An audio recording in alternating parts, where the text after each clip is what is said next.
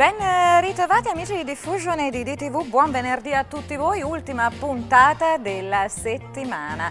Come sempre il venerdì è la puntata dedicata alle nuove tecnologie. Assieme al nostro amico Giuseppe andiamo ad approfondire l'anagrafe condominiale. Poi nella consueta rubrica si parlerà di circuito temporizzato radiocomandato e la cosa più curiosa, la più sfiziosa di tutte, Giuseppe ancora una volta smonterà un falso mito propagato da YouTube. E allora a forza andiamo tutti assieme a vedere che cosa ci insegna questa volta.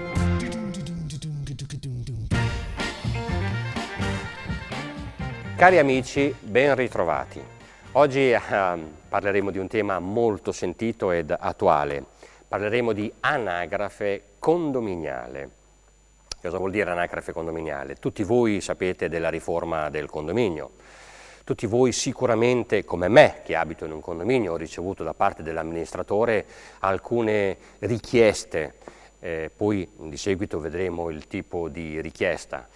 Tutti voi avete sentito della riforma, cioè la riforma condominiale, il decreto del fare del nostro governo attuale, tutta una serie di innovazioni che riguardano le regole del condominio. In tutta questa miriade di leggi, legislatori, c'è una confusione enorme. Io come tecnico sono abbonato ad una rivista, ad una illustre rivista, dove attingo le informazioni, e l'ultimo numero di dicembre ho trovato una informativa che è quella che noi abbiamo in questo momento, se la regia lo inquadra, riesce a inquadrare, ecco, l'anagrafe condominiale. Poi viene approfondito il concetto di impianto nel condominio con le nuove regole. Spiegheremo che cos'è questo piccolo disegno divertente, sembra un giochino ma in realtà non lo è, perché è legato a questa definizione, alla definizione di interruttori differenziali nel condominio. Tutto questo rientra negli impianti e delle regole del condominio e l'anagrafe condominiale. Perché questo? Perché il vostro amministratore, oltre ad avervi mandato una informativa con una richiesta ben specifica di informazioni relative al vostro immobile, al mio immobile, dove naturalmente chiede a noi lo stato di fatto, cioè se gli impianti elettrici sono a norma, e ci chiede la certificazione di conformità, oltre a chiederci i dati catastali, la metratura, tutta una serie di dati tecnici che naturalmente noi utenti proprietari dobbiamo rispondere. Ora, quello che suscita, come al solito, il legislatore fa una legge, emana la legge, viene recepita la legge dagli addetti ai lavori, in questo caso gli amministratori nel rispetto del legislatore mette in moto le regole, cioè il governo emana una legge, gli amministratori recepiscono la legge e chiedono ai condomini di rispettare questa legge. Naturalmente queste norme, leggi, naturalmente l'amministratore nel suo pieno diritto delle sue funzioni, perché qualcuno a monte gli dice: caro amministratore, da questo momento, in base alle regole del condominio, tu devi chiedere a tutti i tuoi condomini questo e quest'altro, tutta una serie di informazioni. L'amministratore, giustissimo, chiede a noi di dargli tutte queste informazioni. Dov'è il problema? Ma noi siamo esperti. Io come utente, ora io copro due figure, da tecnico e da utente. Anche a me è arrivata la lettera dall'amministratore che mi chiede determinati requisiti, mi chiede la certificazione energetica, mi chiede i dati catastali, mi chiede la certificazione di conformità dell'impianto elettrico, mi chiede tutta una serie di informazioni che, se io mi spoglio dalla mia professionalità tecnica, io non ci capisco niente. Ora, dove vado a prendere la certificazione di conformità? È una certificazione di conformità, una certificazione di rispondenza? Dove vado a prendere tutte queste informazioni? Ora, cosa devo fare? Devo chiamare un professionista perché a sua volta venga pagato e elargire altri soldi, oppure dico all'amministratore non ci capisco niente, però c'è un problema di fondo, che nella letterina che manda l'amministratore c'è scritto che gli devo restituire tutti questi dati in un determinato tempo specifico. E se non gli restituisco tutte queste informazioni, se non gli do tutte queste informazioni, volendo dargli queste informazioni in un tempo praticamente tecnico, io dove le vado a prendere? Cosa gli do? Io sono una persona attendibile, nel senso che sono scrupoloso, voglio rispondere all'amministratore. E se io non volessi risponderglielo? Perché non ho tempo? O perché non me ne intendo? E perché non ho intenzione di chiamare un professionista? Cosa deve fare l'amministratore? Io ho posto questa domanda ad un amministratore di tutto rispetto, un amministratore capace, un professionista, e mi ha dato delle risposte. Le risposte che mi ha dato mi hanno lasciato un po' perplesso, anche dal suo punto di vista, perché dice: se io chiedo queste informazioni ad un condomino, naturalmente il condomino può dire non gli rispondo, mi faccio negare. Cosa deve applicare l'amministratore? Una sanzione? Deve presentarsi alla casa di questo utente e deve dirgli: ok, con un pubblico ufficiale adesso tu mi dai per forza queste informazioni? Per farla breve, il legislatore che emana delle regole, delle leggi che devono essere rispettate, probabilmente non si preoccupa, è come un antibiotico. Se il corpo umano ha l'influenza, va dal medico e il medico gli dà un antibiotico specifico, ma che cosa fa l'antibiotico? L'antibiotico è una bomba atomica, esplode, per cui dopo hai bisogno di fare una cura ricostituente, come si vuol dire. Allora, quando si emana una legge, che questa legge deve essere rispettata, probabilmente ci sono alcune lacune che vengono caratterizzate da queste leggi che devono essere rispettate, a parte il fatto che noi abbiamo una peculiarità che i nostri legislatori, il nostro governo ti dice una cosa adesso e dopo 5 minuti è già cambiata, per cui non sappiamo mai come comportarci. Dopo andremo nello specifico. Ora, che cosa vuol dire? Che strettamente nelle nostre competenze professionali, se un amministratore ci manda delle richieste che noi dobbiamo rispettare, la domanda è: al di là di in quanto tempo, ma io sono in grado di dargli queste risposte? Cioè, chi paga? Per quale motivo noi dobbiamo dargli queste risposte? Ma esiste già un piano catastale, esiste già, allora vuol dire che l'amministratore, oltre a essere sostituto d'imposta, l'amministratore tiene un registro di tutti i suoi condomini, morte, vite e miracoli nostri. Io mi pongo una domanda: è la privacy? Io dico al mio amministratore la mia data di nascita, dove sono nato, dove abito, cosa faccio, numero di telefono, gli dico tutto da là alla Z, e la privacy? Io non me ne intendo, mi sono posto questa domanda, io gli do tutto quello che vuole lui, io non ho nulla da nascondere, ma probabilmente qualcuno sì, non lo so. Questa è una domanda, una delle varie domande che mi sono posto. Secondo, non gli voglio dare quello che lui mi chiede.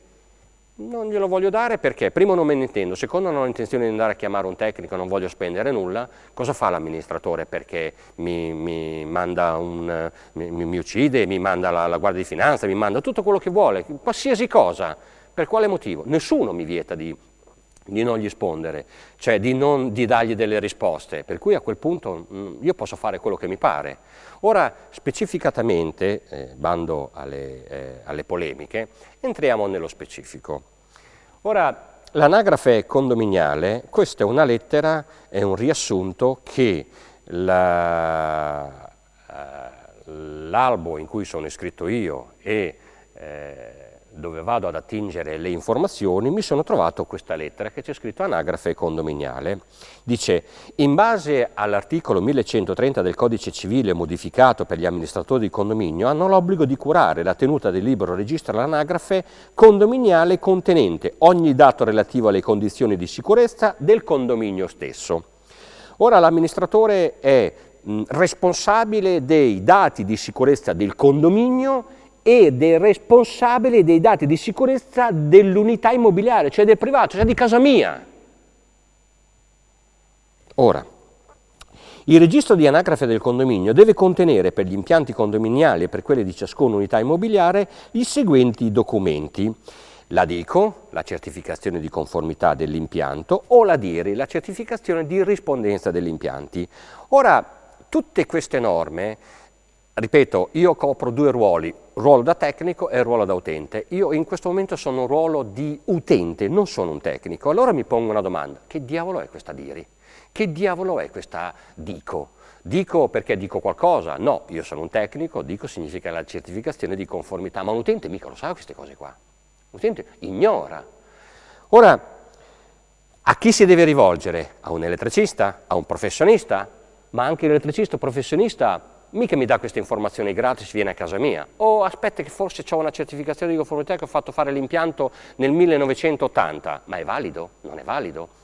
Ora, al di là di questo, poi dice, gli amministratori ritengono di adempiere l'obbligo posto a loro incarico, sempre sull'articolo 1130 del Codice Civile, semplicemente chiedendo al proprietario di ciascuna unità immobiliare una dichiarazione che attesti che gli impianti sono conformi a tutta la normativa della sicurezza in vigore. Un'autocertificazione. Beh, un'autocertificazione. Ok, allora io prendo un foglio di carta, io, signor Bianco Rossi, abito in via Tot, dichiaro che i miei impianti rispettano la normativa. Quale? Allora l'amministratore, io prendo questa, la mando all'amministratore e l'amministratore si accontenta. Mi dicono dalla regia che questa è una rete commerciale, naturalmente vi diamo alcune informazioni. Ci vediamo dopo la rubrica.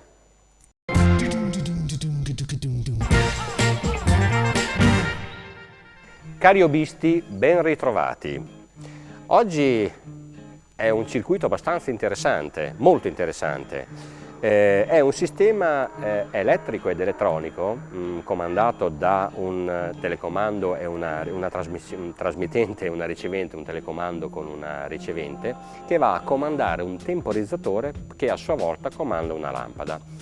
Semplice nel suo insieme, però è espandibile, potete fare quello che vi pare, nel senso che, piccolo circuitino, il nostro amico Corner, abbiamo il telecomando, in questo caso è il nostro telecomando, poi abbiamo la ricevente e il nostro temporizzatore col nostro portalampade e la lampadina. Naturalmente abbiamo utilizzato un portalampada e una lampadina, ma voi potete utilizzare qualsiasi cosa.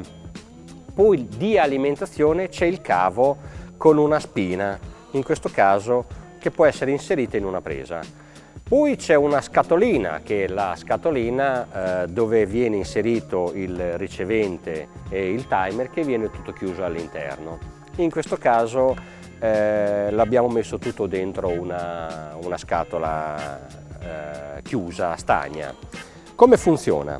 L'alimentazione viene prelevata da una spina, naturalmente. Che cosa succede? Questo è il telecomando, trasmettitore, questo è il ricevitore. Da un piccolo impulso il ricevitore chiude un contatto, il contatto a sua volta va a comandare il timer e il temporizzatore che ne controlla il tempo dell'accensione della lampada. Un circuito semplice, naturalmente questo è rivolto a tutti coloro che hanno un minimo di capacità tecnica. Bisogna individuare il telecomando con la sua ricevente. Naturalmente la ricevente, esistono molteplici riceventi. Non dice, ma quella che io comando il... Vero Corner, che capita a volte è quello dei comandare i cancelli automatici, ma quelli, signori, non sono a 230 volte, perché noi abbiamo appena detto che questa è una spina che va inserita in una presa, per cui parliamo di una ricevente che funziona a 230 volte. Quelli dei cancelli hanno un altro tipo di tensione, 12 oppure 24 volte, bravissimo, il nostro assistente Corner parla delle volte. Per cui Corner che cosa abbiamo? Abbiamo un temporizzatore che ha un suo tempo che si può regolare. Ecco, noi abbiamo la ricevente e abbiamo il nostro temporizzatore. Fai vedere il temporizzatore? Ecco, il temporizzatore è controllato da un tempo, c'è una rotellina che si può regolare il suo tempo. Questo è un classico timer luciscale, quello che voi quando entrate nel vostro condominio spingete il pulsante che accende la luce.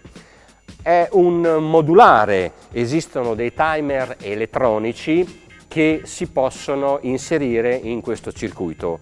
Il nostro assistente Corner prova a dare l'alimentazione, collega, vediamo un attimo cosa succede, prendi il telecomando, in questo caso a distanza gli dai un impulso, attiva l'impianto, ecco.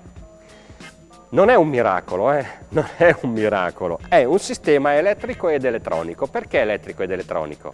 Elettrico perché ha la lampada, il suo timer, elettronico perché ha un sistema di trasmettitore e ricevitore. In questo caso questo è il circuito funzionale, cioè il circuito elettrico, di montaggio, come si vuol dire. Non ha bisogno di una base elettronica per funzionare, sono normalissimi fili. Questi sono gli accessori che vi possono servire. Una volta dato l'impulso per accendere il timer, a sua volta determinato, noi abbiamo messo 1 minuto, però dipende dalla distanza in cui lui lo vuole vedere. In che modo si può utilizzare? In campagna. In campagna, per dire, quelle zone di io ho una casa in campagna, una casa lontanissima, non voglio tenere le luci accese, spingo il pulsante e in questo caso prova a spingere ancora il pulsante. Io cosa faccio? Prima di arrivare in casa spingo il pulsante e mi illumina il percorso per andare verso casa. Trova molteplici applicazioni. Ci rivediamo la prossima volta. Ciao!